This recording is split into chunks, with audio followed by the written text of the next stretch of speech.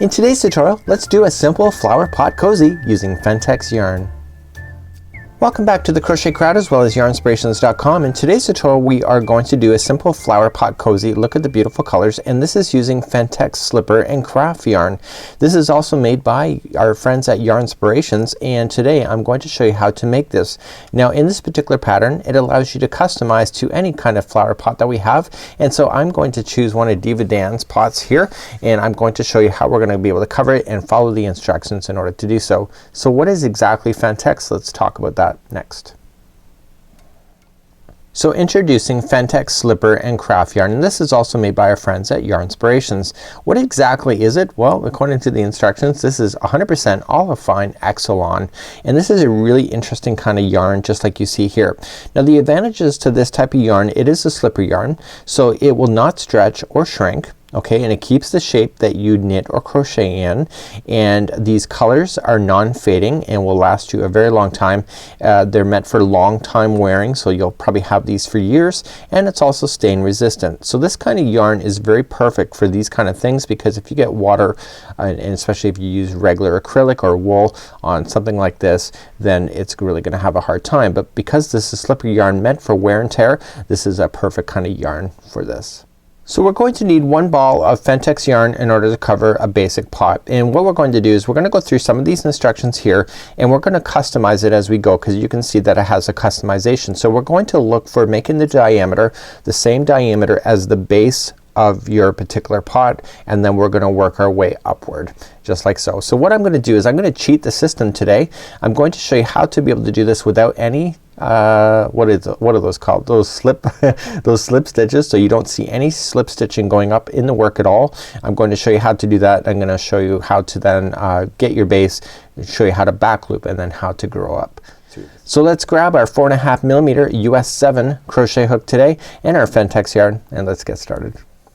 Just as a disclaimer, I'm going to tell you, like, when I started off this tutorial I got off to a really rough start. You could see that, and I was struggling at a bit. Fentex is a little bit tough to get used to, but once I got out of the camera and I just went upstairs and put my feet up, I actually got some really great stitch work. One thing I did like about the Fentex is that I was learning how to use it in the bottom, so you'll never see it, but as I got to the edge then I realized how to be able to manipulate this yarn. It just is a matter of not being so tense with it, and to make sure that you capture all the fibers that are belonging to it. So you may struggle when you're using this yarn, but that's quite natural. It is a different property than other types of yarn on the market, but this is a great example. So this is just a stitch marker, we can pull it out, but this is a great example of, you know, applying some of your crochet work to things that you can have around your home, such as this simple flower pot cozy. So let's get on with this tutorial. So let's begin by creating a slip knot. So let's just do that, and there are slower tutorials and beginner tutorials on how to do things on our YouTube channel if you need that. So this kind of yarn is a little bit interesting to work with, so you want to keep it so it's a little bit tense so it does not open up. So if you have all these fibers open up on you, it gets harder to get that hook through. So let's begin. We're going to chain 4. So just yarn over and pull through 1, 2, 3, and 4. And what I'd also recommend at this point, do you see how my hook is not like a saw cut, it's more of a molded? These kind of hooks are easier to work with this yarn versus any kinds of ones that have a really sharp edge. So let's just insert our hook into the beginning chain, yarn over, and then pull through, and then we have our center ring of our flower pot cozy right at the bottom. Let's move along to round number 1. So round number 1, I'm going to show you how to get started, and we're gonna avoid the slip stitching even though it's asking us to do it, and I'm going to start. So we're gonna chain 1, and I want you to put 8 single crochets into this ring. So just going right into the ring and just count it out. So 1 and 2, 3 and 4 and 5, 6, 7, and 8. And what I want you to do, we're going to avoid the slip stitch. So what I want you to do is pull up a loop and grab some spare yarn just like this, or a stitch marker, and just insert your needle or your hook underneath that last stitch and just drag this through. okay, and just leave it, let it hang there. You know that this is the stopping and starting then of this particular round. So when we go to start up the next part of this, we know every time we pass this point, and we're gonna move it up every time, we know that we've gone in one complete revolution.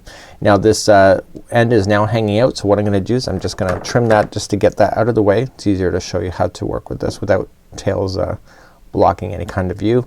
Easy to cut, but it's not as easy when you wear these kind of things as far as like catching on stuff. So let's begin in round number 2. Now getting started on round number 2 is relatively simple, but where do you start? Okay, so what I want you to do is that you count backwards. So that count the first one that it's under, so 1, and count back to 8. So 1, 2, 3, 4, 5, 6, 7, and 8. And so right where that 8th one is the first stitch of this round. So in this round we're going to put in 2 single crochets into every stitch. So I can either count at this point, which I don't need to, because what I'm gonna do is I'm going to keep rotating around until I get to my stitch marker once again. So what you want to be very conscientious of, what you're just witnessing me doing this now, is that you just want to be a little bit easy with this stuff. You don't want to be too tense because it's gonna be harder. So you're going to put 2 single crochets into each one of these particular stitches. So getting used to Fentex is the first battle, I guess you could say, but you can't have everything right. Rome was never built in a day. So if you want to use this kind of material, you just got to be a little bit patient with yourself, get used to it, and then eventually it'll come to you naturally. If anything, what's gonna happen is after you finish this kind of project, you might be a little bit looser in your tension, so on other projects like soon after this. So just putting in 2 into each, and I want to show you what to do with that stitch marker once I get there. And you can see that I'm not counting, but there was a total of 8 single crochets if you are counting, and you're putting 2 into each. So here's the stitch marker, so you're gonna put in 2 into this one, and then the final one of the 2, so the second one of the 2, you are going to move that stitch marker up, so just inserting your hook underneath and just going underneath. Whoops, and just pull it through. So you want to pull it through so that it's showing under that last one. Okay. So let's begin round number 3, and I'm gonna show you the similarities now from all this way to the base of actually starting to go up to the side of the container. So we're going to move up to number 3. So remember, I am substituting. So the very next stitch that's available to you, it says that there's going to be 2 into the next. So we're avoiding that chain 1 because we're going in a continuous circle. So it's gonna be 2 into the next, and then 1 into the next one after that. And that's the repeat pattern for round number 3. Okay, so there's 2 and 1. So there's 1, and I got 2. Okay, and now the next one is by itself. So there's 1 by itself. So you just want to be a little bit patient with yourself and just continue to do it. So the next one is 2 into 1, and the next one is 1 into 1. So here's the similarity. So every time you go in to move up to a certain round, that's just gonna change. So there'll be a 2 in the first one, and then next time there's gonna be 2 by themselves, and then 2 into the next one, and 2 by themselves. And then the row after that there will be 2 into the same one, and then 3 by themselves. So that distance gets further and further of the ones that are staying together. So in this particular round it's 2 into 1, and then 1 by itself. Continue to do that all the way around to the stitch marker. So I'm coming up all the way around, and I have 2 stitches left, because you can see that that's 2 before the stitch marker. So the reason for telling you that is that the final one should be 1 by itself. So that I just put in 2 into that last one, so the final one will be 1 by itself. Why is it just 1? And the reason for that is that the first one started off as 2, so therefore this last one should just be 1 by itself. Just take it and just pull that stitch marker through the new section here. Okay, and let's move up, and I'm gonna show you again another revolution and show you how it's increasing, because once you get that you can customize this for any size pot. So moving up to the revolutions, here we go. So we're going up number 4. So there's gonna be 2 into the next one. So 1 and 2, and the next one 2 will be by themselves. So 1 into that one, and moving to the next stitch there will be 1 into that one. Okay, so the repeat pattern on this whole round is that there will be 2 into 1. So 1 and 2, and then the next 2 will be by themselves. Okay, so just continue to do that all the way around, and that's around number 4.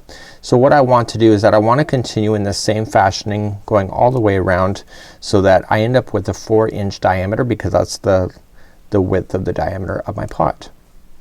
Okay, so I want to continue that to do that same thing going all the way around. So this one is 2 into 1, and then there will be 2 by themselves. Please do that all the way around. So I'm coming up all the way back around. I just put in 2 in this one. I still have 2 stitches left, and those are the ones that'll be by themselves. So just watch that stitch marker when you're pulling it through. I don't ever use this yarn very often, so it's a little bit of getting used to, even for me, for myself. I'd rather not put a tutorial online and say yeah it's all really easy, because it's just about adjusting yourself, and I'd rather you see me kind of struggle a little bit as I get used to it, because I think it's just realistic when it comes to working with different yarn products. So as we move up, so round number 5, so this time the first one will have 2 into the first one, so 1 and 2, and then the next 3 will be by themselves. So 1, 2 and 3. So are you seeing the similarity? So I told you there will be like 1 by itself and then 2, and then the next round there's 2 by themselves and then 2, and now in this one there's 3 by themselves and then 2.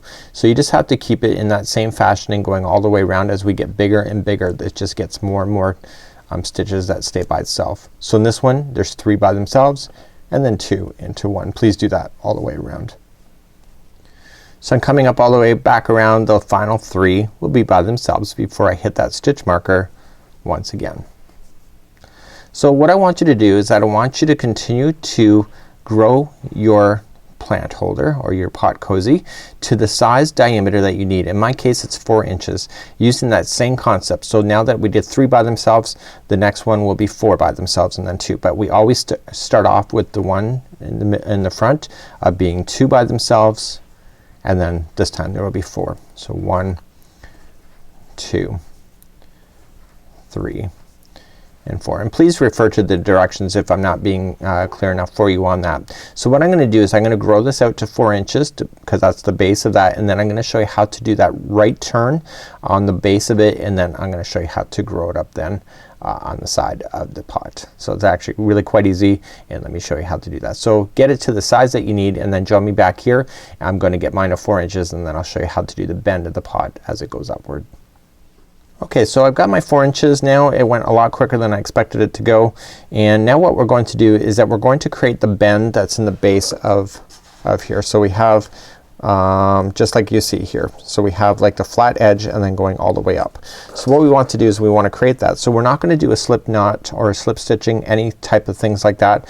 We have it marked where your stitch marker is, and so in stitches, if you're new to crochet, is that there's always 2 loops. Together they make up 1 stitch, but the front string is called the front loop and the back string is called the back loop.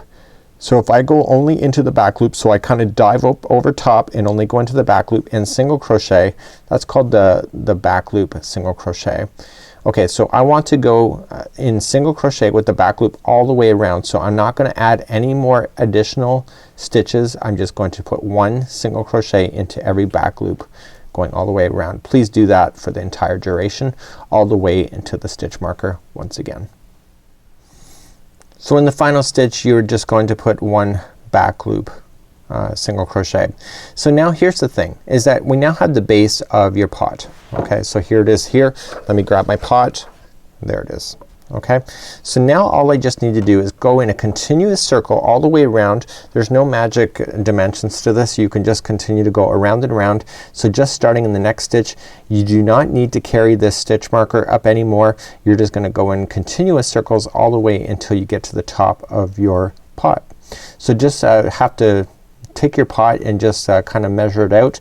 Now because you did the back loops only in this time, this is going to have a natural bend that's going to go upward, and because you've done that, it's going to fit that pot quite nicely. So you just have to go in around in a complete circle and go as many circles as you need to go in order to get the height, and you're going to see it starting to bowl up, and then eventually you'll see the container forming within the yarn itself as you go all the way around. So when I come back, I'll have the rest of this particular project done, and I'll show you what it looks like.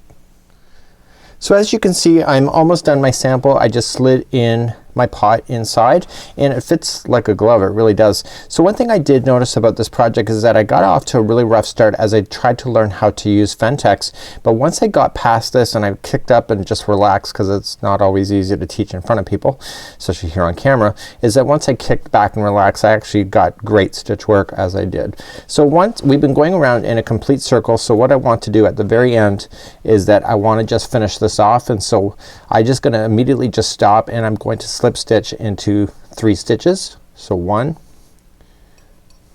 2, and 3, just like that. Okay, and so I'm just gonna take my scissors and cut my yarn like this, and I'm just gonna pull this through like this.